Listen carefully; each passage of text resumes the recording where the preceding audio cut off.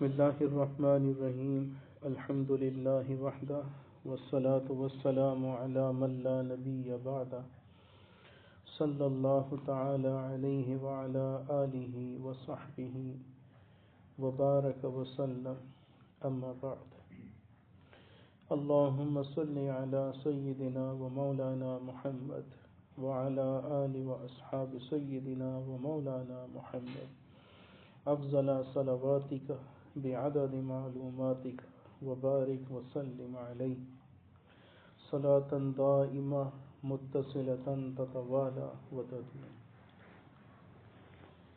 اللہ تعالیٰ نے ہر چھوٹے کے لیے بڑوں کو رکھا ہے، بڑوں کا سایہ رکھا ہے، اور وہ چھوٹے اپنے بڑوں کے سائے میں پرورش پاتے ہیں، ان سے رہنمائی لیتے ہیں، ان کے مشوروں پہ عمل کرتے ہیں، ان کی تجربات کا نچوڑ اس پر عمل کرتے ہیں، گویا کہ ان کی سرپرستی میں رہتے ہیں، تو پھر ان کے لیے زندگی گزارنا آسان ہو جاتا ہے۔ یہی وجہ ہے کہ آج جو چھوٹے ہوتے ہیں وہ بڑوں کی سرپرستی حاصل کرتے ہیں، ادارے ہوتے ہیں تو وہ بھی بڑوں کی سرپرستی میں چلاتے ہیں، مساجد ہوتی ہیں، مدارس ہوتے ہیں تو وہ بھی کسی بڑوں کی سرپرستی میں ہوتے ہیں، بلکہ مساجد کے بورڈ پہ لکھ دیا جاتا ہے کہ اس کے سرپرست فلاں ہیں، مدارس کے بورڈ پہ لکھ دیا جاتا ہے کہ اس کے سرپرست فلاں ہیں۔ اسی طرح جماعتوں کے سرپرست بھی ہوتے ہیں، ان کے بڑے ہوتے ہیں جن کے مشوروں پر، ان کی رہنمائی پہ وہ جماعتیں اور اس کے افراد چلتے ہیں۔ تو اس سے ایک چیز سمجھ میں آتی ہے کہ جو چھوٹے ہوتے ہیں وہ بڑوں کی رہنمائی میں چلتے ہیں، اور اگر بڑوں کی رہنمائی نہ ملے تو پھر چھوٹوں کو چلنا مشکل ہو جاتا ہے۔ ہمارے لیے سب سے بڑی ذات اللہ کی ہے، جو اللہ ہم سب کا سرپرست ہے۔ جو چھوٹے ہیں ان کے تو بڑے سرپرست ہیں، لیکن جو بڑے ہیں ان کا بھی تو کوئی سرپرست ہوگا۔ تو مجموعی اعتبار سے ہر مسلمان کا سرپرست اللہ کی ذات ہے۔ یہی وجہ ہے کہ اللہ تبارک و تعالی جس کی سرپرستی فرماتے ہیں پھر اس کو اپنے کسی دشمن کے حوالے بھی نہیں کرتے، نفس و شیطان کے حوالے بھی نہیں ہونے دیتے، بلکہ اس کی ہر موڑ پر، زندگی کے رخ پر اس کی مدد فرماتے ہیں۔ چنانچہ اللہ تبارک و تعالی قرآن مجید میں ارشاد فرماتے ہیں کہ ان ولی اللہ الذی نزل الکتاب وهو یتولی الصالحین، کہ بے شک اللہ تو دوست ہے جس نے یہ کتاب نازل کی، اور دوست وہ کس کا ہے؟ وهو یتولی الصالحین، صلحاء کا، یعنی جو نیکوکار ہیں، نیکی کی زندگی پر چلنے والے ہیں، اپنی زندگی کو پاکیزہ بناتے ہیں، اپنے قول کے اعتبار سے، فعل کے اعتبار سے، اپنے احوال کیفیات کے اعتبار سے، ہر بات میں پاکیزہ رہتے ہیں، تو پھر اللہ ان کا حمایتی ہے، وَهُوَ يَتَوَلَّى الصَّالِحِينَ، ان کا سرپرست ہے۔ تو پھر اللہ تبارک و تعالی اپنے صلحاء کی سرپرستی کیسے کرتا ہے اس کو بھی دیکھنا چاہیے۔ اس کے بندوں میں سب سے اونچی شخصیت اگر رسول اکرم صلی اللہ علیہ وسلم کو دیکھیں تو ان کی زندگی کے ہر موڑ پر اللہ نے مدد کی۔ سیرت کی کتابیں بھری پڑی ان کے واقعات سے۔ صرف ایک واقعہ اگر ہم دیکھیں کہ حضور علیہ السلام غزوہ بدر کا موقع ہے اور صرف 313 مسلمانوں کا لشکر ہے، ایسی حالت میں میدان بدر میں لا کر اس لشکر کو اللہ سے یہ عرض کرتے ہیں، یا اللہ یہ ساری زندگی کی جمع پونجی ہے، یہ 313 مسلمان پوری زندگی کی جمع پونجی ہے، میں نے انہی پر محنت کری، تیرے نام کا کلمہ بلند کیا، ان کے دل میں اتارا، ان پر عمل کروایا، یہ میری ساری زندگی کی کمائی ہے۔ اگر آج یہ ختم ہو گئے تو روئے زمین پر آج کے بعد کوئی تیرا نام لیوا نہیں باقی رہے گا، یا اللہ ان کی مدد کرنا۔ روئے جا رہے ہیں، اللہ سے مدد مانگ رہے ہیں۔ تو پھر اللہ کی مدد کیسے آئی؟ روایت میں آتا ہے کہ حضور علیہ السلام دعا کر رہے تھے اور آپ کے کندھے پہ چادر تھی، ہاتھ بلند تھے دعا کے اندر، اور بلند ہوتے چلے گئے، اتنے بلند ہوئے کہ آپ کے کندھوں پہ جو چادر تھی وہ پیچھے کو سرک گئی اور گر گئی۔ اتنے میں حضرت سیدنا صدیق اکبر رضی اللہ عنہ پیچھے کھڑے ہیں، وہ آگے بڑھتے ہیں اور وہ چادر اوپر دوبارہ اڑا دیتے ہیں، اور وہ خود بھی روتے ہوئے جب چادر اڑا رہے ہیں تو یہ ایک ساتھ کہنے لگے کہ یا نبی اللہ، یا رسول اللہ، آج اللہ سے اتنی دعائیں آپ نے کر لی ہیں، آپ کو اللہ بے یار و مددگار تو نہیں چھوڑ سکتا، اتنی دعائیں آپ نے کر لی ہیں تو اب تو اللہ کی مدد آئے۔ تو ابھی وہ کہہ کر رکے ہی تھے کہ روایت میں آتا ہے کہ حضرت جبرائیل امین علیہ السلام نازل ہو گئے اور اللہ کی طرف سے یہ پیغام سنایا کہ استستغیثون ربکم فاستجاب لکم۔ جب اس وقت آپ اللہ سے فریاد کر رہے تھے، استغاثہ کر رہے تھے، تو پھر فاستجاب لکم، اللہ نے آپ کی اس استدعا پر استجاب فرما دیا، درخواست پر قبولیت کی مہر لگا دی، اور کیا فرمایا؟ انی ممدکم بألف من الملائکۃ مردفین، کہ میں پے در پے آنے والے آسمان سے 1000 فرشتوں سے مدد کرنے لگا۔ روایت میں آتا ہے کہ فرشتے چونکہ نورانی مخلوق ہیں، نورانی ایسی مخلوق ہیں، انسان کی یہ ظاہری آنکھ ان کو نہیں دیکھ سکتی اگر اللہ نہ چاہے، چنانچہ فرشتے کسی کو نظر نہیں آ رہے، لیکن صحابی اگر تلوار اٹھاتا تھا کسی کافر کو مارنے کے لیے تو اس کی تلوار ابھی گردن پہ نہیں پہنچتی تھی کہ اس کافر کی گردن اڑ کے کہیں اور چلی جاتی۔ مسلمان دیکھ کے بڑے حیران ہوئے کہ یہ ہو کیا رہا ہے، انہیں کیا پتا کہ پیچھے اللہ کی مدد آ چکی ہے۔ اور یہ مدد کیوں تھی؟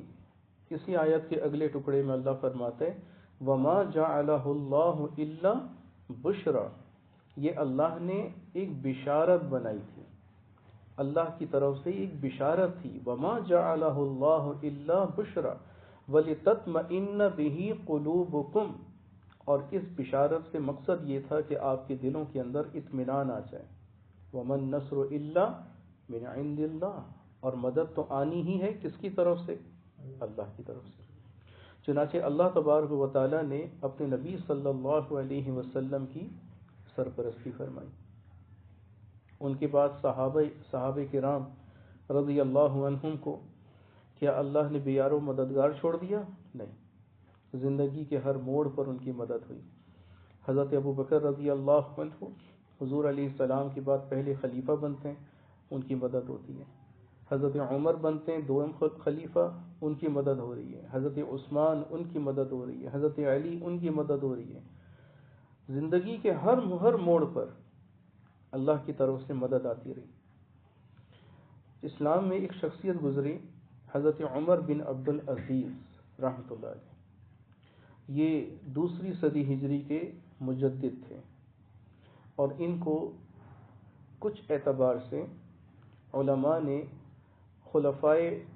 خلفائے راشدین میں شمار کیا ہے، کچھ وجوہات کی بنا پر، کہ ان کی جو خلافت تھی، خلافت عمر، وہ بالکل خلافت علی منہاج النبوہ تھی۔ خلافت علی منہاج النبوہ سے مراد یہ ہے کہ جس طرح حضور صلی اللہ علیہ وسلم نے اپنی 23 سال کی نبوی زندگی کے اندر اللہ کے دین کو اپنے اوپر بھی نافذ کیا، مخلوق کو بھی سکھایا، بالکل اسی طرح خلفائے راشدین کا طریقہ رہا۔ دنیا سے بالکل دل ان کا سرد، دنیا سے بالکل دل نہیں لگا ہوا، اور دل لگا ہوا ہے تو آخرت سے، اور اسی کے لیے وہ کما رہے ہیں، محنت کر رہے ہیں۔ تو اس کو کہتے ہیں خلافت علی منہاج النبوہ۔ تو حضرت عمر بن عبد العزیز رحمہ اللہ تعالی، ان کی بھی جو خلافت تھی وہ اسی بنیاد پر تھی، چنانچہ علماء نے ان کو بھی خلفائے راشدین میں شمار کیا۔ ان کا آخری وقت تھا حضرت عمر بن عبد العزیز کا، تو ایک شخص ان کے پاس آ کر کہنے لگا کہ عمر تم پر تو افسوس ہے کہ دیکھو میرے سامنے اتنے بڑے بڑے لوگوں نے جب آخری وقت تھا ان کا جانے کا، ان کے وصال کا، تو انہوں نے اپنی اولادوں کے لیے بڑی جاگیریں چھوڑی ہیں، پلاٹ چھوڑے، جاگیریں چھوڑی، عمارتیں بنا کر چھوڑی، باغات سجائے اپنی اولاد کے لیے. اور عام طور پر انسان اپنی اولاد کے لیے کچھ کماتا ہے. تو تم کیا پیچھے چھوڑ کے جا رہے ہو؟ تمہارے پیچھے تو اتنا بھی نہیں ہے کہ مٹکے میں کوئی شہد ہو، مٹکے میں تازہ گھی ہو. تمہارے گھر میں تو کچھ بھی نہیں رہا. تم اپنی اولاد کو کس کے حوالے کر کے جا رہے ہو؟ تو انہوں نے کہا کہ میں ان کو اپنے اللہ کے حوالے کر رہا ہوں. اور پھر انہوں نے یہ آیت پڑھی، وَهُوَ يَتَوَلَّى الصَّالِحِينَ، کہ اللہ صلحاء کا کارساز ہے، ان کا حمایتی ہے، ان کا سرپرست ہے. میرے بچے نیکوکار رہے، صلحاء رہے، تو اللہ ان کی سرپرستی کرے گا، لہذا مجھے ان کی کوئی فکر نہیں، اللہ ان کا کارساز ہے. روایت میں آتا ہے وہی کہنے والا ایک وقت یہ بھی آیا کہ جب حضرت عمر کے وصال کے بعد عبد الملک بن مروان حاکم بنا، خلیفہ بنا، تو اس نے لوگوں کے اندر جانچ پرکھ کری کہ کون اس لائق ہے کہ اس کے فلاں شہر کا گورنر بنے. لیکن کسی کو بھی اس قابل نہیں وہ پاتا تھا کہ جو عمر بن عبدالعزیز کے 11 بیٹوں میں سے کسی ایک سے بھی زیادہ قابل ہو. چنانچہ وہی کہنے والا روایت کرتے ہوئے اس واقعے کو کہتا ہے کہ میں نے دیکھا کہ عمر بن عبدالعزیز نے 11 بیٹے چھوڑے، اور 11 بیٹے اس قابل تھے، لیاقت ان کی ایسی تھی کہ عبد الملک بن مروان نے ان 11 کے 11 کو 11 شہروں کے گورنر بنایا. اور وہ لوگ، وہ بچے کون تھے؟ وہ بچے صلحاء میں سے تھے، نیکوکار تھے، متقی تھے، اور اتنے پاکیزہ تھے کہ ان کی تقوی کی گواہی خود لوگ دیتے تھے. تو ان کا نیکوکاروں کا سرپرست کون ہے؟ اللہ ہے، اللہ ہی ان کا کارساز ہے. ہمارے مشائخ میں سے ایک بزرگ گزرے، حضرت خواجہ فضل علی قریشی رحمہ اللہ تعالی، مسکین پور شریف کے. ان کے خلیفہ تھے حضرت مولانا عبد المالک صدیقی خانے وال کے. تو وہ ایک واقعہ مسکین پور کی خانقاہ میں بیٹھ کے فرمانے لگے کہ میں اس وقت ممبر رسول پہ بیٹھا ہوں، باوضو حالت ہے، مسجد اللہ کا گھر ہے، میں اتنی پاکیزہ جگہ بیٹھ کر جھوٹ نہیں بول سکتا. میں آپ کو ایک واقعہ اپنا سنا رہا ہوں، بالکل سچا واقعہ. فرماتے ہیں کہ میں حضرت سے جب صاحب اجازت ہوا، حضرت نے مجھے خلافت دی. تو خلافت دینے کے بعد فرمایا کہ عبد المالک، اب تم نے اللہ کے بندوں کو اللہ کا دین سکھانا ہے، جو یہاں سیکھا اللہ کا نام بندوں کو سکھانا ہے. تو عرض کرنے لگے حضرت میری نہ روزگار ہے، اور آپ جس جگہ بھیج رہے ہیں وہاں تو مجھے کوئی جانتا بھی نہیں، میں کہاں نوکری کروں گا، کون مجھے نوکر بنائے گا، کوئی میرے ذریعے آمدن نہیں ہوگا، تو میں کس طرح اپنے بچوں کو پالوں گا، کس طرح چلوں گا، آپ مجھے بھیج بھی تو دوسرے شہر رہیں. تو حضرت فرماتے ہیں کہ حضرت خواجہ فضل علی نے مجھے ایک بوری گندم کی دی. فرماتے ہیں کہ مشکل سے وہ 10 کلو اناج ہوگا، گندم کے دانے. یہ بوری دینے کے بعد فرمایا کہ عبد المالک، اسے تم کسی بند برتن میں ڈال دینا، بند چیز میں، اور بس اس میں سے ایک سوراخ چھوڑ دینا، اور جب جب ضرورت ہو آٹا بنانے کی، پیسنے کی، تو ان گیہوں کے دانوں کو اس سوراخ میں سے نکال لینا. اور اس پر حضرت نے جو بوری دی اس پر لکھا ہوا تھا کہ ان اللہ مع الصابرین، کہ صبر کرنے والوں کے ساتھ کون ہے؟ اللہ ہے. ان اللہ مع الصابرین، صابرین کے ساتھ ہے اللہ. چنانچہ اس بوری پر یہ لکھ کر دے دیا کہ تم اس طرح کرنا، اور بس اس برتن کو مت کھولنا، اس سوراخ میں سے تم نکالتے رہنا، اللہ صبر کرنے والوں کا ساتھ ہے. فرماتے ہیں کہ اس وقت جو ممبر پہ بیٹھا ہوں، یہ وقت اور وہ وقت 40 سال ہو چکے ہیں، وہ گیہوں کے دانے ابھی بھی ویسی پڑے، ختم نہیں ہوئے. میں نے برتن نہیں کھول کر دیکھا، لیکن جب جب مجھے ضرورت ہوتی ہے میں نکالتا ہوں اور وہ مجھے مل جاتے ہیں۔ 40 سال ہو گئے۔ یہ اللہ کی طرف سے بندوں کی مدد ہوتی ہے۔ اللہ تعالیٰ بعض بندوں کو یہ چیزیں دکھاتا ہے، اس کا مطلب یہ نہیں کہ ہر ایک بندے کے ساتھ ایسے ہی ہونا ہے، بعضوں کے ساتھ ہوتا ہے بعضوں کے ساتھ نہیں ہوتا، لیکن اللہ اس طرح کے معاملات نہیں، کسی اور طرح کے معاملات کر کے اپنی مدد، اپنی سرپرستی وہ بندوں کو دکھاتا ہے کہ بندے تو دیکھ، میں نے فلاں کام تیرا بنا نہیں دیا، جس کام کو تو انہونا سمجھ رہا تھا کہ اس کام کو تو کوئی ہو ہی نہیں، کوئی کر ہی نہیں سکتا، مشکل ترین امپاسبل کام ہے، کہ میں نے اس کام کو بنا نہیں دیا، اللہ کرتا ہے۔ اور بہت سے ہم اپنی زندگی کے اندر ایسے کام دیکھتے ہیں، مشاہدے میں آتے ہیں کہ جن کاموں کا تصور بھی نہیں ہوتا کہ ہو جائیں گے، لیکن وہ ہو جاتے ہیں۔ تو یہ اللہ اپنی مدد دکھاتا ہے بندوں کو، اور لیکن اس سے مقصد کیا ہوتا ہے؟ اللہ اپنے مومن بندوں کو اس طرح کے واقعات ان کو دکھا کر ان کے اطمینان قلب کا ذریعہ بناتا ہے، ان کے دلوں کے اندر اطمینان ہو، تاکہ ان کا دل مطمئن ہو کر اللہ کے پر ایمان کامل اختیار کر لیں، کہ ان کے اگر بگڑی ہے تو بنائے گا کون؟ اگر کوئی مشکل ہے تو اس مشکل کی کشائی کون کرے گا؟ اگر کوئی حاجت ہے تو حاجت برآری کون کرے گا؟ اللہ کے سوا کوئی نہیں۔ لہذا اللہ یہ دکھاتا ہے کہ میرے بندے، میں ہی حاجت روا، میں ہی مشکل کشا، میرے سوا کوئی کچھ نہیں کر سکتا۔ ہاں اگر کوئی کچھ کرے گا بھی تو وہ میری اذن سے کرے گا، میری اذن سے۔ آپ دیکھ لیجئے قرآن مجید، حضرت عیسیٰ علیہ السلام مٹی کی ایک چھوٹی سی ایک چڑیا سی بناتے ہیں، اس پر پھونک مارتے ہیں اور وہ اڑنے لگتی ہے۔ آپ اندھے کے آنکھوں پر ہاتھ پھیرتے ہیں اور وہ نابینا بینا ہو جاتا ہے۔ آپ ایک کوڑی کے مریض کے اوپر اپنا دست شفقت پھیرتے ہیں اور وہ تندرست ہو جاتا ہے۔ آپ ایک برس کے مریض پر ہاتھ پھیرتے ہیں اور اس کے برس ٹھیک ہو جاتا ہے۔ یہ سب کام تو ہو رہا ہے، لیکن اس کے پیچھے طاقت کس کی ہے؟ حضرت عیسیٰ علیہ السلام خود فرماتے ہیں بِإِذْنِ اللہ، بِإِذْنِ اللہ، بِإِذْنِ اللہ۔ یہاں تک کہ روایت میں آتا ہے حضرت عیسیٰ علیہ السلام کہیں سے جا رہے تھے، آپ کے ساتھ دو ساتھی، دو آپ کے جو مریدین تھے، آپ کے صحابہ تھے، وہ آپ کے ساتھ تھے۔ حضرت عیسیٰ علیہ السلام کے جو صحابہ ہیں ان کو حواری کہا جاتا ہے، حواریین۔ تو یہ دو حواریین جو تھے وہ حضرت کے ساتھ تھے۔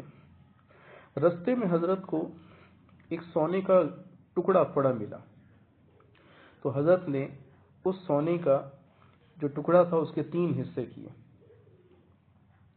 3 حصے کرنے کے بعد ایک خود رکھا، ایک دوسرے کو دیا، تیسرا تیسرے کو دیا، اور حضرت اس طرح سفر کرتے ہوئے آگے چلے۔ ایک مقام پر جا کر حضرت نے فرمایا کہ اب ہمیں یہاں رک کر، ٹھہر کر کھانا کھا لینا چاہیے۔ چنانچہ ایک شخص کو کہا کہ تم شہر جاؤ اور کھانا لے کر آ جاؤ، اور حضرت اپنا وہ ٹکڑا وہیں رکھ کر آگے تبلیغی سفر پہ چلے گئے، ان کے پاس امانتاً رکھوا دیا۔ اب جب یہ شخص جو کھانا لینے گیا تھا وہ کھانا لے کر آیا تو شیطان نے اس کے دل میں وسوسہ ڈالا کہ یار یہ جو تم کھانا لے کر جا رہے ہو نا، ایسا کرو کہ یہ تم اس کے اندر زہر ملا دو، زہر کھائے گا یہ جو لوگ ہیں نا، جو جن کے پاس سونے کے ٹکڑے، یہ کھائیں گے زہر تو ان کو بھی زہر مار ڈالے گا، تو ان کا جو سونے کا ٹکڑا ہوگا وہ تم اپنے قبضے میں لے لینا، چرا لینا۔ شیطان نے اس کے دل میں وسوسہ ڈالا، اور ادھر جو 2 لوگ تھے حضرت کے ساتھ، تو 3 تھے، 2 ادھر جو موجود تھے، انہوں نے کہا کہ جیسے یہ آئے گا نا، ہم ایسا کرتے ہیں کہ اس کا ٹکڑا بھی اپنے قبضے میں لینے کے لیے اس کو آتے ہی مار دیں گے، اور باقی پھر کھانا کھا کر ہم اپنا رستہ لیں گے۔ تو روایت میں آتا ہے وہ جیسے کھانا لے کر آئے جس میں زہر ملا ہوا تھا، انہوں نے اس کو مار ڈالا۔ پھر مارنے کے بعد جو اس کا کھانا تھا وہ کھائے، اور کھانا کھا کر اس کے اندر زہر تھا، اس نے اثر کیا، یہ دونوں بھی مر گئے، تینوں پڑے رہ گئے، مر گئے۔ اور جب مر گئے اور سونے کے ٹکڑے وہیں پڑے رہ گئے تو حضرت پھر تبلیغی سفر سے واپس جب آئے تو دیکھا کہ سونا وہیں پڑا ہے اور تینوں مردہ پڑے. تو حضرت نے پھر ان پر یہ ایک جملہ بولا، قم بِإِذْنِ اللہ، کھڑے ہو جاؤ اللہ کے حکم سے. تو جب کھڑے ہوئے تو کھڑے ہو کر پھر انہوں نے اپنا یہ واقعہ سنایا. روایت میں آتے کہ سنانے کے بعد وہ وہیں گرے اور مر گئے. تو اس طرح کے واقعات انبیاء سے ہوئے، لیکن انہوں نے اس طرف متوجہ فرمایا کہ یہ جو کچھ بھی اس طرح کے انہونے واقعات ہوتے ہیں یہ اللہ کی اذن سے ہوتے ہیں. اس میں کسی انسان کا اپنا فعل کار فرما نہیں ہوتا. ایسا نہیں ہوتا کہ انسان خود یہ کر رہا ہو، بلکہ اس کے پیچھے خدائی طاقت ہے، اللہ کر رہا ہوتا ہے. تو حضرت موسیٰ علیہ السلام اگر کچھ ان کے معجزات ظاہر ہوئے تو اس کے پیچھے بھی کس کا فعل چل رہا ہے؟ اللہ کا. حضور صلی اللہ علیہ وسلم سے معجزات ظاہر ہوئے تو اس کے پیچھے بھی کس کا فعل ہے؟ اللہ کا. لہذا اللہ ہی ہے جو کہ کام بناتا ہے، اللہ ہی ہے جو کارساز حقیقی ہے، اللہ ہی ہے جو فاعل حقیقی ہے. اسی کے افعال، اسی کے کام، اسی کا امر، اسی کا حکم چل رہا ہے. بندہ صرف ایک کٹ پتلی ہے، اس کے پیچھے جو ڈوریاں ہیں وہ اللہ کے ہاتھ میں ہیں. لہذا انسان کسی کام کو اپنی طرف منسوب نہ کرے کہ میں جناب تیسمار خان میں نے کر دیا، نہیں، بلکہ وہ رجوع کرے اللہ کی طرف کہ اللہ ہے جس نے مجھے عزت دی اور کام بنا دیا. تو اللہ نیکوکاروں کا حمایتی ہے، نیکوکاروں کا ساتھی ہے، ان کا ساجھی ہے، ان کا کام بناتا ہے. تو ہمیں اگر یہ اللہ کی سرپرستی حاصل کرنی ہو، جو کہ آج انسان کی سب سے بڑی ضرورت ہے، کہ کوئی بڑا ہو جو ہمارے پیچھے ہمارے کام بنا دے، ہمیں مشورے دے، ہماری رہنمائی کرے، ہمیں رستہ دکھا دے، تو اللہ کے سوا اس کے پاس کوئی اور دوسرا سہارا نہیں ہے. لہذا ہم سب اپنے اللہ سے اس کا سہارا تلاش کریں. اور اللہ کا سہارا یہ سب سے بڑا سہارا ہے. اللہ جس کا ساتھی بن جائے کوئی اس کا بال بیکا نہیں کر سکتا. جس کا اللہ پشت پناہ ہے، جس کا اللہ حمایتی ہے، اسے کسی سی پرواہ. مرزا غلام قادیانی، اس نے جب چیلنج کیا کہ جناب آؤ اور مجھ سے مناظرہ کرو، تو حضرت پیر ماہر علی شاہ گولڑی رحمہ اللہ تعالی انہوں نے کہا جناب میں تیار ہوں، آ جاؤ میدان میں. لیکن جب حضرت پیر صاحب نے کہا، اب وہ جانتا تھا کہ حضرت پیر صاحب سے مقابلہ تو میری بس کی بات نہیں ہے، چنانچہ بھاگ گیا. حضرت نے 2-3 مواقع دیے کہ چلو بادشاہی مسجد لاہور آ جاؤ، یہاں پر ہم بیٹھ کے مناظرہ کر لیتے ہیں، اور اس انداز کے ساتھ کہ قلم کاغذ تمہارے پاس بھی ہو میرے پاس بھی، اور ہم قرآن کی تفسیر لکھیں، اور قلم کو حکم دیں کہ قلم خود اٹھے اور وہ تفسیر لکھنا شروع کر دیں. تو جس کا قلم اٹھ کر چلنا شروع کر دے خود بخود وہ فاتح. تو مرزا غلام قادیانی اس پر نہیں آیا. پھر حضرت نے کہا کہ چلو بادشاہی مسجد کے مینارے پہ چڑھتے ہیں اور وہاں سے دونوں چھلانگ لگاتے ہیں، جو نیچے گرا اور بچ گیا وہ فاتح. مرزا غلام قادیانی اس سے بھی بھاگ گیا. تو جب وہ 2-3 ان مواقع میں بھاگتا گیا تو حضرت نے پھر اس کو ایک خط لکھا. حضرت پیر صاحب فرماتے ہیں کہ مرزا صاحب ایک بات یاد رکھنا، جو اللہ کے دین اور اللہ کے نبی صلی اللہ علیہ وسلم کی ختم نبوت کا کام کر رہا ہو تو اللہ اور اس کے نبی علیہ السلام کے دست شفقت اس کی کمر پہ ہوتا ہے. اللہ کا دست شفقت ہے. تو کوئی بھی جس شخص کے کمر پر، پشت پر اللہ کا ہاتھ ہو تو کوئی اس کا بال بیکا نہیں کر سکتا. ہمیں بھی یہی کہ ہم اپنے اللہ کی سرپرستی لے لیں، اللہ کو اپنے ساتھ لے لیں، اللہ کا سایہ لے لیں. اللہ کے سائے کے سوا قیامت کے دن بھی کوئی سایہ نہیں ہوگا. تو وہ سایہ جو اس دن ہو، آج اسی سائے کی تلاش کریں. اور اس سائے کی تلاش کے لیے اللہ کے نبی صلی اللہ علیہ وسلم کی مبارک ادائیں ہیں، سنتیں ہیں، ان پر عمل ہو. کوشش یہ ہو کہ حضور علیہ السلام کی کوئی عمل، کوئی سنت ہم سے چھوٹ نہ جائے، کیونکہ یہ وہ شخصیت ہیں کہ جن شخصیت کے عمل پر اللہ کی محبت اور رحمت کا سایہ ہے. قل ان کنتم تحبون اللہ فاتبعونی یحببکم اللہ. اللہ یہ فرما رہا ہے کہ اگر حضور صلی اللہ علیہ وسلم کی اتباع میں، ان کی سنتوں کی اتباع میں تمہارا قدم مضبوط ہے تو پھر تمہیں اللہ کی محبت اس کا تقاضا نہیں، بلکہ اللہ خود تم سے محبت کر رہا ہوگا. تمہیں یہ ضرورت ہی نہیں کہ تم یہ کہو اللہ مجھ سے محبت فرما. جب تم میرے حبیب سے محبت کر رہے ہو تو پھر میرے بھی محبوب ہو، میں بھی تم سے محبت کروں گا. لہذا حضور صلی اللہ علیہ وسلم کی اتباع ہے، ان کی سنتوں کی، کہ ڈھونڈ ڈھونڈ کر سنتیں اپنے جسم پہ سجائیں. کوشش کریں، اس کی ہمت کریں اور یہ محسوس کریں عمل کرنے کے بعد کہ حضور صلی اللہ علیہ وسلم مجھ سے خوش ہیں، مجھ سے راضی ہیں. جب جب آئینہ دیکھیں اور آپ کے چہرے پہ داڑھی ہے، سر پہ ٹوپی ہے، شرعی لباس ہے، 5 ٹخنوں سے اوپر ہیں، جب آپ اپنے آپ کو چہرہ دیکھیں، اپنے آپ کو دیکھیں آئینے میں تو خوش ہوں کہ میرے نبی مجھ سے خوش ہیں، میرے نبی مجھ سے راضی ہیں، میں اپنے نبی جیسا ہوں. پھر دیکھیں جب آپ یہ خوش ہوں گے تو یہ خوشی آپ کی نہیں، اللہ کی طرف سے ملی ہوگی. اللہ آپ سے خوش ہوگا. اللہ ہمیں یہ سعادت نصیب فرمائے. وآخر دعوانا ان الحمد للہ رب العالمین. صلحاء کی صحبت اسی لیے ہے، اللہ والوں کی صحبت اسی لیے ہوتی ہے کہ ہم ان کی برکت سے، ان کی نسبت سے حضور صلی اللہ علیہ وسلم کے دامن سے جڑ جائیں، کہ ان کے دامن سے جڑ جانا ہی اللہ کا محبوب بن جانا ہے.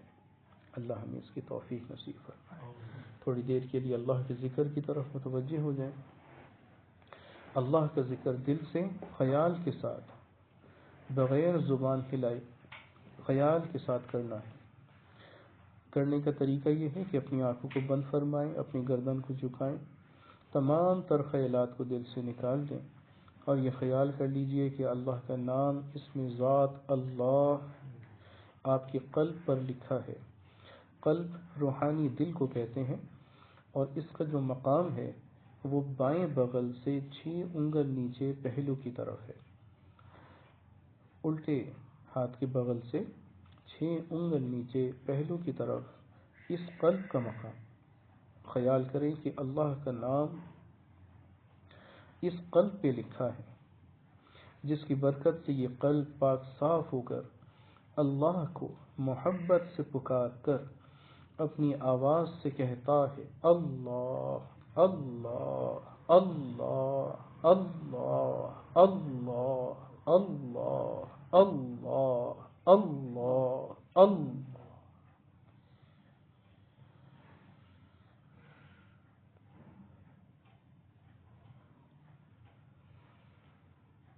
فکر دنیا کر کے دیکھا، فکر عقبا کر کے دیکھ. فکر دنیا کر کے دیکھا، فکر عقبا کر کے دیکھ. سب کو اپنا کر کے دیکھا، رب کو اپنا کر کے دیکھ.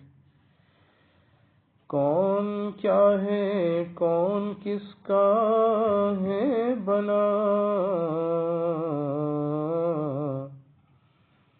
ذکر سب کا کر کے دیکھا، ذکر اللہ کر کے دیکھ. اللہ اللہ اللہ اللہ اللہ اللہ اللہ اللہ اللہ اللہ اللہ اللہ اللہ اللہ اللہ اللہ اللہ اللہ اللہ.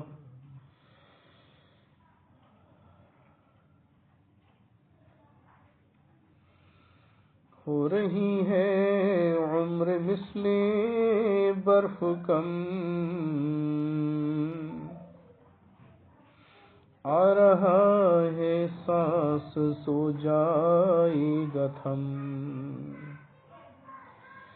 ہر کوئی جا رہا ہے سوئے عدم، چپ کے رفتہ رفتہ دم بدم، ایک دن مرنا ہے آخر موت ہے، کر لے جو کرنا ہے آخر موت ہے۔ اللہ اللہ اللہ اللہ اللہ اللہ اللہ اللہ اللہ اللہ اللہ اللہ اللہ اللہ۔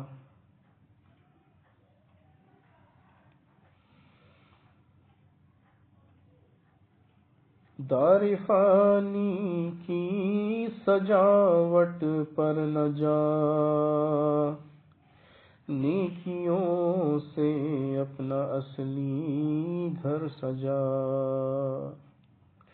پھر وہاں بس چین کی بنسی بجا،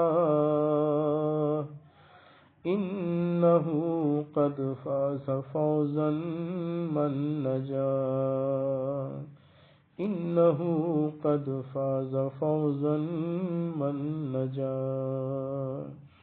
ایک دن مرنا ہے آخر موت ہے، کر لے جو کرنا ہے آخر موت ہے۔ اللہ اللہ اللہ اللہ اللہ اللہ۔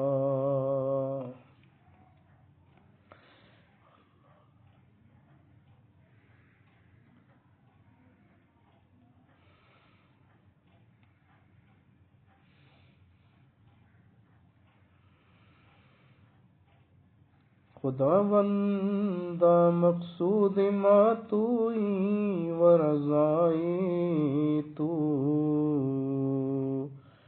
مارا محبت و معرفت خود بدئی، الہی مارا آبدے کے بدستان خود دادئی، الہی از تو تیرا می خواہم۔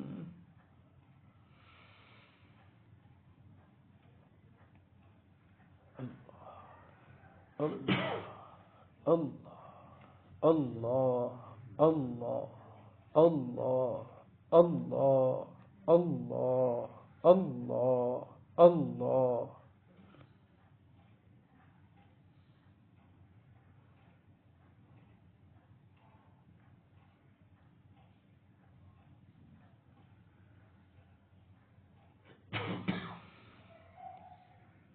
الحمد لله رب العالمين، والصلاة والسلام على أشرف الأنبياء والمرسلين، سيدنا ومولانا محمد وآله وأصحابه أجمعين۔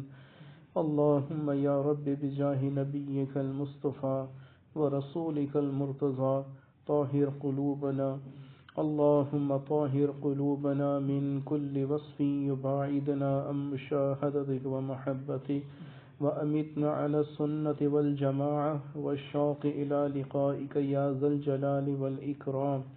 اللهم صل على بدر التمام، اللهم صل على نور الظلام، اللهم صل على مفتاح دار السلام، اللهم صل على الشفيع في جميع الأنام۔ اللهم لا تدع لنا ذنبا إلا غفرته، ولا حما إلا فرجته، ولا دينا إلا قضيته، ولا مرضا إلا شفيته، ولا حاجة من حوائج الدنيا والآخرة إلا قضيتها يا أرحم الراحمين۔ یا اللہ تو ہم سے راضی ہو جا، ہماری ٹوٹی پھوٹی نیکیاں ہیں سب قبول فرما، سیئات سے درگزر فرما، آئندہ ہر قسم کی لغزشات سے ہماری حفاظت فرما، ہمیں نیکیوں والی پاکیزہ زندگی نصیب فرما، ہمیں صلحاء میں شمار فرما، ہماری سرپرستی فرما، ہمیں گناہوں کی زندگی سے محفوظ فرما، تقوی اور طہارت والی زندگی نصیب فرما، ہماری آنکھوں کو بد نگاہی سے محفوظ فرما، زبانوں کو غلط بولنے سے محفوظ فرما، دلوں کے غلط سوچنے سے محفوظ فرما، کانوں کے غلط سننے سے محفوظ فرما، سینے کو کینے سے پاک فرما، تقوی کی اعلیٰ پوشاک عطا فرما، سر کے بالوں سے پیر کے ناخن تک اپنی اطاعت کی عزت نصیب فرما، معصیت کی ذلتوں سے محفوظ فرما، ہمیں ایسا بنا جیسا بننے کا حق ہے اور جیسا تو خود اپنے بندوں کو دیکھنا چاہتا ہو۔ اگر ہم خود ویسے نہ بن سکیں تو ہمارا ہاتھ پکڑ کر ہمیں ویسا بنا دے، ہماری ہر مشکل کو آسان فرما، ہر مصیبت کو دور فرما، قرضوں کے بوجھ سے سبک دوش فرما، بیماریوں کو شفا میں تبدیل فرما، ہر اٹکے ہوئے کام کو بنا دے، ہر الجھن کو سلجھا دے، جنہوں نے دعاؤں کے لیے کہا چاہا سب کی مرادوں کو پورا فرما، قسمتوں کو اچھا فرما، عقائد کی اصلاح فرما، اعمال کو سنت کے سانچے میں ڈھال، معیشت کو سود سے پاک فرما، معاشرت کو خیر و بھلائی کا ذریعہ بنا، اخلاق و کردار کو اخلاق محمدیہ صلی اللہ علیہ وسلم سے مزین فرما، ہمیں حضور علیہ السلام کی ہر ادا پر فدا ہونے والا بنا، ان کی سنتوں کا عاشق بنا، ڈھونڈ ڈھونڈ کر سنتیں اپنے جسم پہ سجانے والا بنا، اور اس ادا کی برکت سے کل قیامت کے روز اپنے نبی علیہ السلام کے جھنڈے تلے اکٹھا فرما، اپنا سایہ رحمت نصیب فرما، عرش کا سایہ بھی نصیب فرما، یا اللہ حضور علیہ السلام کے ہاتھوں سے آب کوثر عطا فرما، شفاعت کبریٰ سے بہرہ مند فرما، اور انہی کی معیت میں جنت الفردوس نصیب فرما۔ یا اللہ ہمارے اعمال اس لائق نہیں کہ ہم آپ سے جنت کا سوال کریں، لیکن آپ کے نبی علیہ السلام کا حکم تھا کہ اللہ سے جنت مانگا کرو اور جنت الفردوس مانگا کرو۔ اللہ ہم آپ کے نبی علیہ السلام کی یہ فرمائش آپ کے آگے رکھ رہے ہیں، آپ جانے آپ کے نبی جانے، ہمیں اللہ کی رحمت اپنے نبی علیہ السلام کی خوشنودی کے ساتھ نصیب فرما دے۔ اللہ ہمیں حضور علیہ السلام کی خوشی میں خوشی دکھتی ہے وہ نصیب فرما، اور بے شک تو اپنے حبیب کو خوش دیکھنا چاہتا ہے، اپنے حبیب کو خوش فرما دے، ان کو راضی فرما دے۔ اللہ اگر تو نے ہمیں جنت نصیب نہ کی تو شیطان خوش ہوگا، شیطان تیرا دشمن ہے، تو اپنے دشمنوں کو خوش نہیں دیکھنا چاہتا، بس اللہ دشمن کو ناراض کر اپنے حبیب کو خوش کر دے، ہم سے راضی ہو جا، ہم سے راضی ہو جا۔ اللہ ہمیں معاف فرما دے، جو کچھ ہم نے لغزشات کی، یا اللہ غفلتیں ہوئیں، نادانیاں ہوئیں، سستیاں ہوئیں، ہمیں معاف فرما دے۔ اللہ تو ہم سے راضی ہو جا، ہمیں اپنے آپ سے راضی فرما دے، اپنی مقام رضا جنت میں داخل فرما کر جہنم سے گردن چھڑا کر ہم سے راضی ہو جا، اور ہمیں بھی اپنے آپ سے راضی فرما دے۔ یا اللہ اس مسجد کو آباد رکھ، اس کو آباد رکھنے والوں کو آباد فرما، سب کو خیر و برکت نصیب فرما۔ قاری صاحب ان کے بچوں کو میرے حضرت کی نسبت کا نور عطا فرما، ان کے گھروں کے اندر میرے حضرت کی نسبت کو جاری فرما، سب کو پاکیزہ زندگی عطا فرما، طور و اطوار پاکیزگی کے ساتھ نصیب فرما۔ یا اللہ سب میرے بھائیوں کو خیر و برکت نصیب فرما، جو جس دعا کا محتاج ہے، اور تو سننے والی ذات ہے۔ اے اللہ سب کی حاجتوں کو پورا فرما دے، مشکلوں کو آسان فرما دے۔ اے اللہ آنے والے رمضان کو ہمارے لیے سعادتوں والا بنا دے، رحمتیں، مغفرتیں اور جہنم سے آزادی کا پروانہ نصیب فرما دے۔ اللہم بارک لنا فی رجب و شعبان وبلغنا رمضان۔ یا اللہ تمام امت مسلمہ پر رحمت فرما، جہاں جہاں مسلمان کسی بھی آزمائش میں ہیں ان کی مدد اور دستگیری فرما، بالخصوص سوڈان کے مسلمان، برما کے مسلمان، افغانستان کے مسلمان، اور جہاں کہیں مسلمان مظلوم ہیں ان کی داد رسی فرما دے۔ اللہ سب کو وحدت کی لڑی میں پرو دے، آپس کے اختلافات کو دور فرما دے۔ یا اللہ پاکستان کی سرحدات کو بھی محفوظ فرما، دیکھے اندیکھے فتن سے محفوظ فرما۔ اللہم ھذا اقبال لیلک و ادبار نہارک و اصوات دعاتک فاغفر لنا یا غفور، فاغفر لنا یا غفور۔ وصلی اللہ علی النبی الکریم وعلی آلہ واصحابہ اجمعین، آمین برحمتک یا ارحم الراحمین۔ السلام علیکم۔ اللہ کو ہر دم یاد کر، اس نام سے دل شاد کر۔